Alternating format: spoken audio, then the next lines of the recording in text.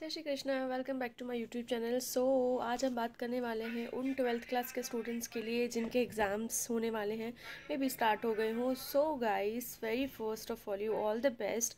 आपने through out year बहुत सारा हार्डवर्क किया है, अपने उस हार्डवर्क पर ट्रस्ट करिए, अपने पेरेंट्स के ट्रस्ट पर ट्रस्ट करिए।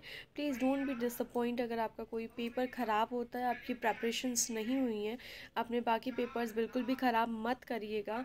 मैं ये सारी चीज़ें इसलिए बोल रही हूँ बिकॉज मैंने बहुत सारे स्टूडेंट्स को काउंसिल किया है, as well as I had a team जो कि बहुत सारे कॉल्स करते थे स्टूडेंट्स को through for their counsellings, for their admissions.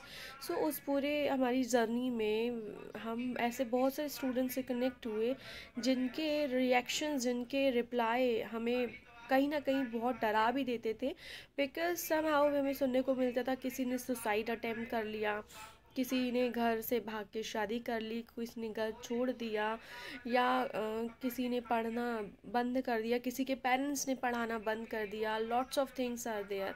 May be जो सुन रहे हैं अभी उनके जीवन में ऐसी कोई चीज़ नहीं होगी, बट अगर आपके स्कूल में, आपके फ्रेंड सर्कल में कोई भी ऐसा हो, इट डजेंट मीन कि वो बोर्ड स्टूडेंट्स ही हों। मे बी बहुत सारे स्टूडेंट्स भी होते हैं अदर क्लासेस के, वो भी इस चीज़ को फेस नहीं कर पाते हैं। So please just calm down. Life exams के बाद फिनिश नहीं होती है, अपनी ज़िंदगी को फिनिश नहीं करना है। आई रिक्वेस्ट यू ऑल, एक बार आप काउंसलिंग ज़रूर लीजिए। आप पेरेंट्स को नहीं समझा सकते हैं, एटलीस्ट आप अपने फ्रेंड से, फ्रेंड्स के पेरेंट्स से आप इजीली बात कर सकते हैं। इन केस अगर मैं आपकी कोई हेल्प कर पाऊँ तो ये मेरे लिए बहुत अच्छी चीज़ होगी। प्लीज़ डीएम इन केस अगर आपको किसी भी तरीके की काउंसलिंग रिक्वायर्ड है बिफोर एग्ज़ाम्स और even after exams for your career. Thank you so much. जय श्री कृष्णा। आज मैं आपके साथ डिस्कस करने वाली हूँ एक नए टॉपिक में, जिसमें बोर्ड एग्ज़ाम्स के टाइम पे बच्चे बहुत ज़्यादा स्ट्रेस आउट हो जाते हैं। बहुत सारी पढ़ाई करने के बाद भी उन्हें ये समझ में नहीं आता कि उनकी पढ़ाई कहाँ गई।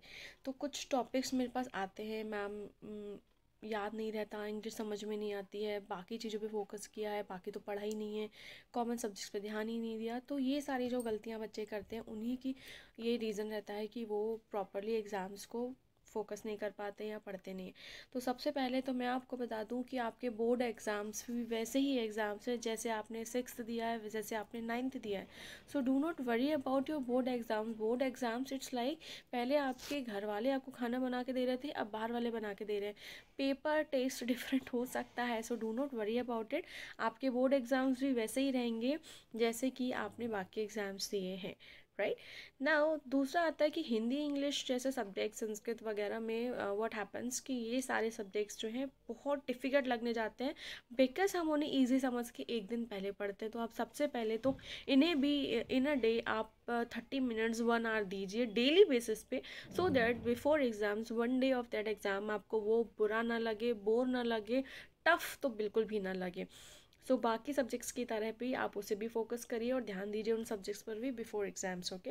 नेक्स्ट है कंसंट्रेशन। नहीं होता है कि हमने लाइक जो पढ़ा है ऐसा लगता है कि फिर भूल गए, रात को पढ़ के सुबह जल्दी नहीं उठे तो लगता है यार सब भूल गए। तो ये जो आप अपने आप को स्ट्रेस आउट करते हो कि मैं रात को देर तक पढ़ूँ फिर सुबह जल्दी भी उठूँ, तो ये पॉसिबल नहीं है।